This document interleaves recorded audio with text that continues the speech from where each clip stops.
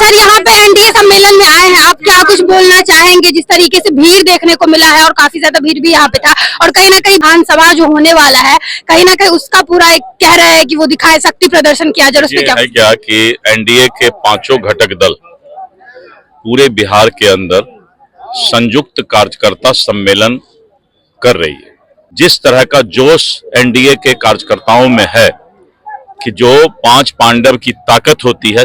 लोकसभा में भी आप आए हुए थे, दौरा किए हुए थे मधुबनी का, और मधुबनी लोकसभा में जब आए तो इतना प्यार मिला था कि आज तक भी आप लोग को देख के हम मुस्कुराते रहते हैं। मधुबनी इसलिए कि मधुबनी में सबसे ज्यादा प्यार मिलता है। यहाँ के लोग भी बड़ा निक छे, बहुत अच्छा, एकदम मधुबनी एकदम मिठास, और एनडीए के लिए तो झकास एकदम।